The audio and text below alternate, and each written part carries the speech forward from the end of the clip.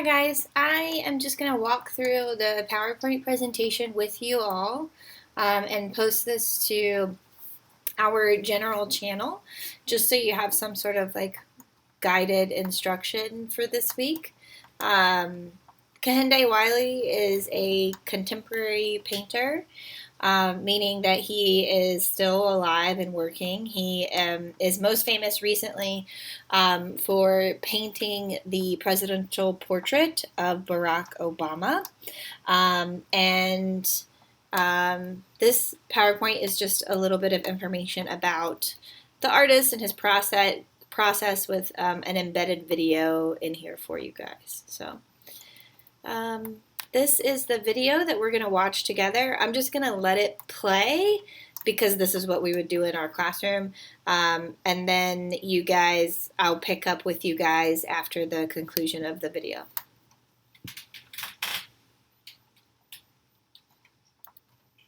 When moving to New York, I found this picture, this mugshot study in the streets. It was actually a piece of paper blowing in the streets, and I picked it up. Surprisingly, it had this portrait of an individual whose face seemed incredibly young and sympathetic. I thought immediately he would be a perfect candidate for a portrait. But then I started looking even more closely. There were jewels that seemed culturally specific. There were infractions that said exactly what he had done, his social security number, where he lived, all of these markings that said something about him, very specifically a place and time. But it also said so much about what portraiture is, the reveal, the choice to reveal, what do you reveal, and who gets to do it. In this particular type of portraiture, though, it was in full display, frontal, side. It was the catalyst for a new thinking about portraiture and its possibilities.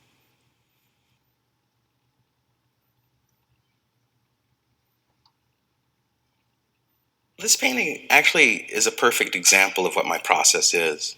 The model that you see in this painting is a young man that I met in the streets of New York City. Most of the models that you'll see in my paintings are complete strangers. So I'll come up to them and ask them if they have an interest in posing for me, which most people say no to. Turns out that approaching complete strangers in urban areas puts people's guards up. And so I've evolved a practice over time of showing examples of my work, trying to convince people of the merit, the history. I invited him back to my studio, and he went through art history books. And what we happened upon was this portrait of a nobleman named William von Hyacinth. What I'm doing in this painting is playing positively with the history of art, but also positing the image of what it feels like and looks like to be in America during this particular time period. It's about this sort of jump in temporal space between the original object and who and where we are today. The body language is one of absolute authority and defiance. But I think it also looks quite different when transposed onto a body in the 21st century. These young black men now occupying this space, once the exclusive terrain of the powerful and the rich. That shift between who gets to be in these pictures and why, I think, is the real meat of this project. Oftentimes when you look at a painting like this, you'll also consider scale. The size of these paintings matters as much as anything else. What I want to do for the viewer is to have an experience in which they're being possessed as much as the painting possesses the sitter. The camera, when I'm shooting the model, is always just a bit lower than eye's view, so that when you're looking at the painting, you get that sense of awe that was originally intended for these paintings. What I'm doing is I'm playing with the language of power that has existed in Western easel painting for hundreds of years. And I'm trying to use certain aspects of that to my own purposes.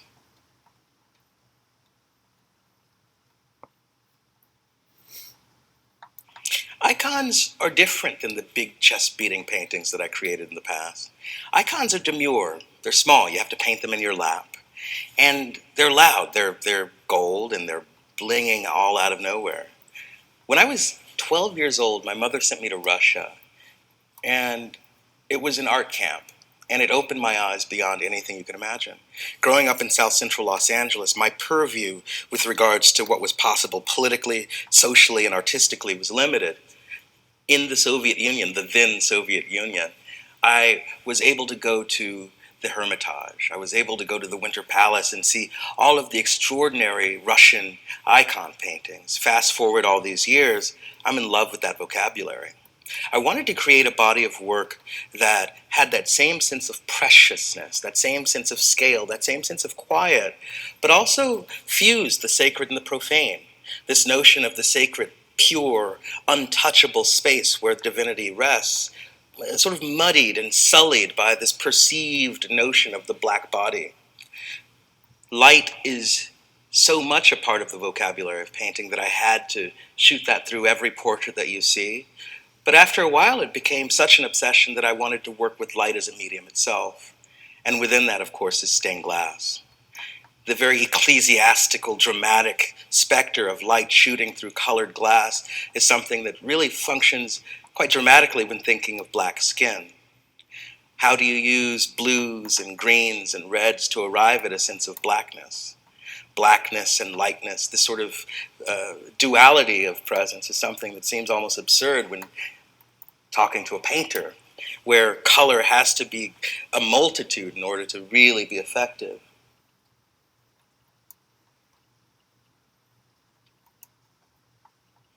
I think I was inspired at a very early age by a type of effortless elegance that was depicted in Sargent's work. If you read many of Sargent's diaries, he has something in common with Franz Hals. This desire to create the act of alla prima, the perfect mark. It appears that the effortlessness in the clothing is the result of a lot of work. There's a lot of rubbing out and repainting, and rubbing out and repainting. Why is he doing that? Well, what he's doing is he's creating this look of mastery, this look of, I did this with one mark, whereas in truth, it was a lot of erasure and a lot of replacement. Sargent's work is about the appearance of effortlessness. It's about the appearance of not being down there in the muck and the day-to-day mechanisms of power. And in that sense, it has a lot to do with the colonial and imperial effort itself. Much of what we don't like to think of is the getting one's hands dirty in order to go out and create sugarcane or cotton, and then have those things create great cathedrals and museums and manor homes. And I think what the work does, what my painting does, is it speaks the language of gentility. It speaks the language of that effortlessness that we see in a Sargent. And specifically, it speaks the language that should be critiqued, that language of impossible beauty, that language of flawlessness. But I think it exists within the crack. It exists in that space between the truth and the lie. And we don't know quite what to do with it because it doesn't take any sides. As a young student of art, I fell in love with Western European easel paintings. I fell in love with the vocabulary of imperial domination. And I think what you're looking at when looking at this body of work is the anxiety of that influence, the anxiety of having all of these years of history, all of these artists whose shoulders I stand on, being alive and present in the room.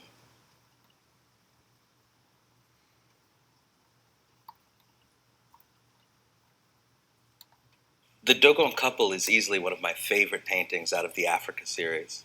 What I had to do was to contend with the fact that I'm an African. I grew up here as an African American. My father actually is from Nigeria. He returned to Nigeria before I was born. And so my sense of Africa is at once very American because I grew up in California, South Central Los Angeles in the 1980s. But it's also a sense of someone longing for a country that never really was part of his existence, longing for a father who was never there, longing for a sense of authentic attachment to Africa, the real Africa, not the one that's received on television. And that's, I think, what gave rise to the Africa paintings. Sure, they're pointing to the European colonial past, and sure, they're pointing to very specific works of pre-colonial African art. But I think in that is also a type of longing to be authentically related to the continent itself. And it's a really hard thing to articulate because many of us know what the African American narrative is. Many of us have this sense of a kind of back to Africa mentality. But this isn't a stance. This isn't a trope. This is my life. And it's my life writ large in large paintings. It's my life imagined through young sitters who are then taking on the pose of the Dogon couple. It's the Dogon couple, a painting that is inspired by sculpture from a completely different group, in fact, from Senegal. What does that do? It's kind of like this gumbo pot where flotsam and jetsam, parts of different desires and needs, all arrive at the same time, at the same spot on this painting. But I think, again, it comes back to the twinning, the doubling. It's about them, but it's about me. It's this dual presence in the painting.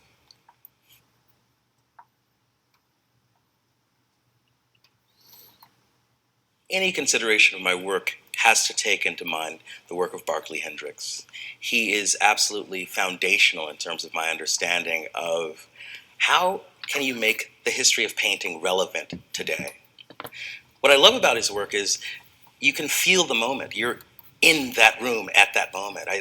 I love the decay that happens with the fashion, the bell bottoms, the dress code is absolutely of a place and of a time.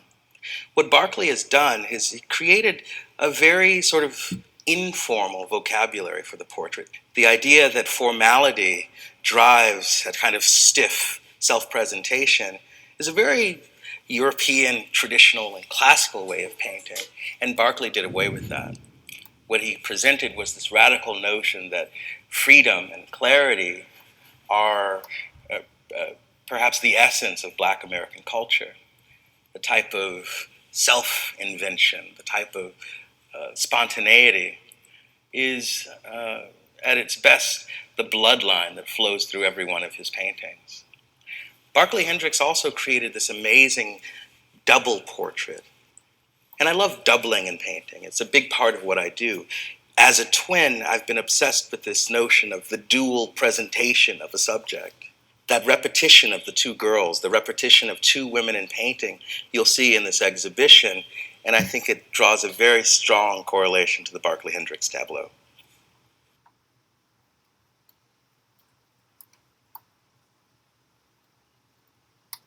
An Economy of Grace is a body of work that starts out by street casting, finding young women in New York City and asking them to come into the studio and be fitted for couture one-of-a-kind gowns. I actually enlisted Givenchy, which is one of the premier fashion houses in the world, to create works that responded to them as individuals. Riccardo Tisci, the fashion director of Givenchy, had a very unique understanding of this proposition.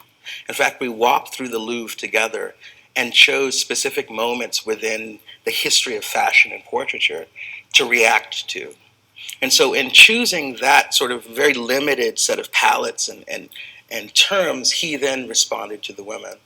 And I sort of paired one to the next. I think what happens there is we're used to seeing a Kehinde Wiley painting in urban gear. And I wanted to sort of flip the script. I wanted to flip the script in terms of the expectation of a type of fetishized urban look. But I also wanted to look at how we fetishize couture, how we think about this kind of high-priced luxury good, which I consider paintings to be, as exactly what it is. So if you're naming the terms historically, if you're naming the terms performatively, it makes for a much more interesting experience as an artist and as a thinker. The gowns actually we saved so that they can go and be auctioned off. The idea there was that they would have much more power as cash that would go towards organizations that serve the underprivileged communities from which the women came. America is a very interesting place, and she has a beautiful and terrible past, and that's my subject matter. I think it makes sense that this work comes to be shown in the capital of the Confederacy. I think in the shadow of some of the most extraordinary Confederate monuments, we can see a new type of fashioning of the portrait, a new type of looking at these black bodies. We're not just looking at black people, we're looking at ways of looking, ways of seeing that are received throughout history, throughout our educational system, the people that we love. Seeing is a way of receiving culture. Painting, I think, is a way of creating culture. And in that regard, I hope to be able to contribute to the continuing evolution of culture that exists here in Virginia and throughout America at large. There's a reason why this painting show is called A New Republic. It's the imagining of all of these broken, failed little shards, these pieces that we all created as a culture. And it's imagining them as a whole, a unified whole that's not quite perfect, but still is beautiful.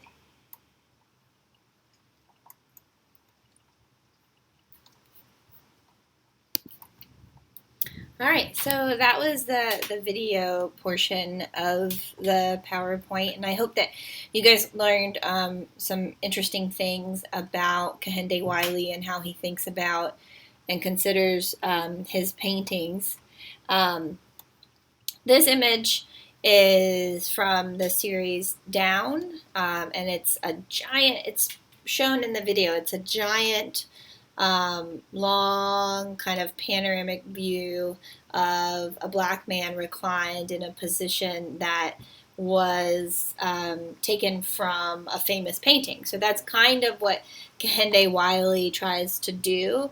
He changes out within these famous portraits of strong, powerful people on horseback or in very regal situations, and replaces them with just average folks, black folks from Harlem, where he kind of recruits on the streets. So in the video that we just watched, New Republic, Kehinde Wiley is referred to as a contemporary artist. This means that he is alive and working today. People like you and me are the subjects of Kehinde's paintings, just average people. Like they're not famous unless you're considering the Barack Obama portrait. They're just paintings of people. And when you paint a person, it's called a portrait. Now, when Kehinde Wiley was asked to paint the portrait of Barack Obama for the National Portrait Gallery as the official presidential portrait, it was a commission. And when you're commissioned as an artist to paint something, it means that you're being asked to specifically paint something by a particular person or organization. So that's why the subject matter was different, because he was being asked to recreate the likeness of President Barack Obama. This is one of the paintings he did in his women's series, and the patterned and ornate and decorative background is characteristic of his work. And the positioning, posing of the figure is also characteristic of his compositions. So we're going to talk really quickly, just kind of look at the 4 steps to art criticism, and it's a part of your assignment this week. So when we're looking at art, we are breaking it down into 4 steps. We're describing what we see, analyzing what we see, interpreting what we see, and then making a judgment. Okay? When we're talking about judgment, for some reason this one is the most confusing. It's more than just whether or not you like it. Okay? I want you guys to think broader. I want you to think about whether or not a work of art is successful aside from whether or not you like it. I think I've mentioned this to you guys before in the past when we've done critiques in class.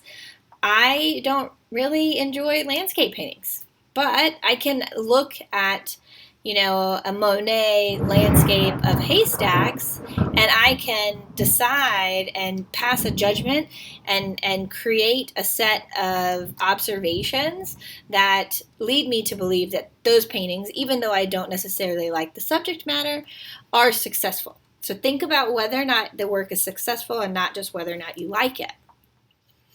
There are 4 steps of art criticism. We've gone over this in class, but I'm just going to go over it really quickly with you guys in this online instructional video. So the first step is describe. Describe what you see. If you were asked to explain this work of art to someone who is blind, what would you say? How would you describe it? What descriptive words best describe the work of art that you're critiquing? Analyze. Look closely. What do you see? What kind of shapes and forms and textures? What information is there? What information has the artist given you?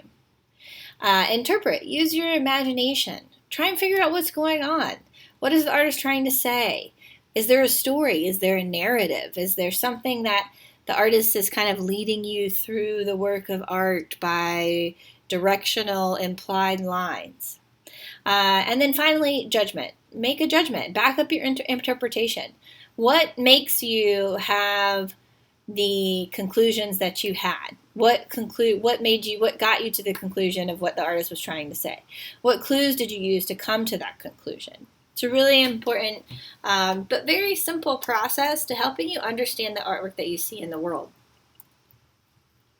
So remember, there are 4 steps of art criticism: describe, analyze, interpret, and judge.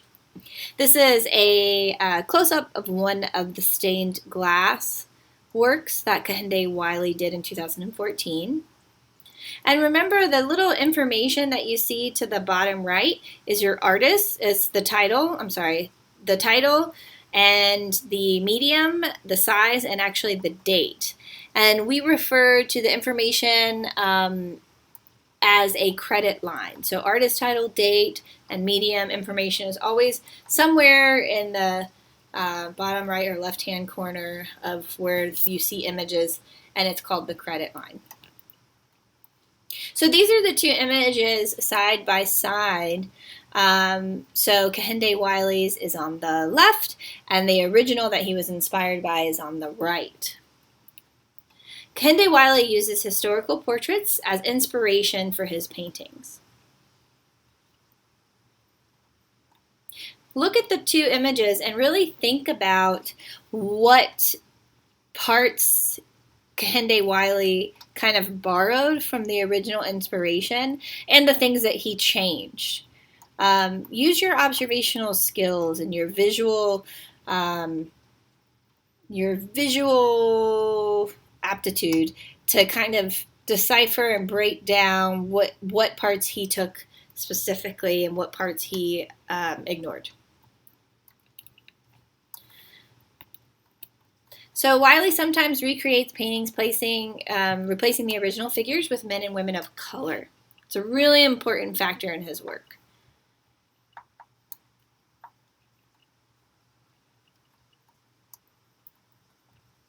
Larger than life. These paintings are huge. Very large, very ornate, decorative frames are usually surrounding them. And Kehinde Wiley's paintings are huge. Most of his portraits stand over 9 feet tall. Pattern is a characteristic that is very much a part of Kehinde Wiley's style. So Kehinde Wiley fills the background of his paintings with colorful patterns. And often pieces of the patterns will overlap. As you can see on the bottom, he's brought the background, that kind of brocade type pattern, over the sleeves and the jacket of the figure. Kind of lets the figures interact with the background. So a pattern is when lines, shapes, or colors, or any other elements, or anything really in the work of art repeat. When they repeat at a regular interval, we refer to that as a pattern.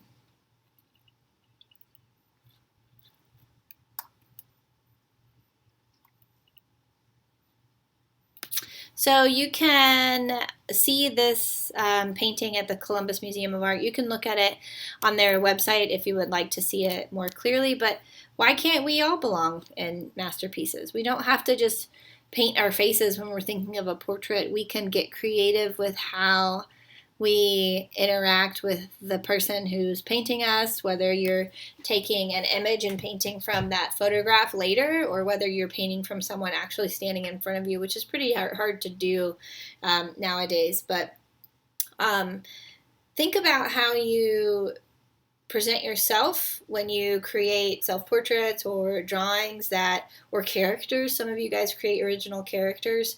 Think about the things that you choose to emphasize, and how Kehinde Wiley emphasizes parts of the figures or the poses or the characteristics of the people in his images.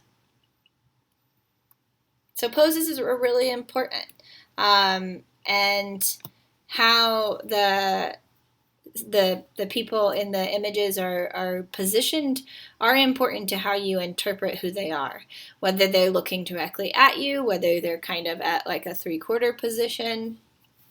He includes a lot of hands in his work. The gaze is really important. When we're talking about the gaze, we're talking about where the person in the portrait is looking, and they're often, if not almost always, looking directly back at you. Or in this case, the gaze is obscured. You have no idea where that person is looking, which kind of changes the feeling and the mood of the artwork itself.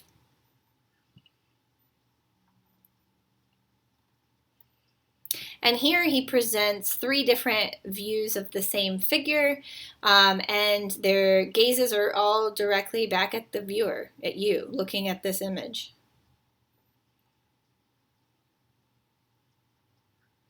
So that is basically the entire presentation on Kehinde Wiley that I would have prepared for you guys in class. And you can watch this video, or you can go through the PowerPoint on your own and stop on slides however you want to. Of course, you could even pause this video as you're watching to kind of get the information that you need for your assignment this week. I'll keep this posted for as long, for however long. It doesn't matter to me if you turn in assignments on time or if they're late. It's totally fine. If you're having issues with any of the assignments, guys, just please reach out to me via email. Do not submit your work to me via email. Either upload it into Teams or upload it into Focus. All of your assignments are also now going to be uploaded into Focus. So those are the 2 platforms that we're going to consistently be using. You can find this PowerPoint in the general channel. If you click across the top tab on files and then course materials, Kehinde Wiley, there are 2 files, this PowerPoint presentation, and then also a short Scholastic art article that has been kind of transformed into like a 2-page document for you guys to read. So I hope everyone's well. I miss you guys.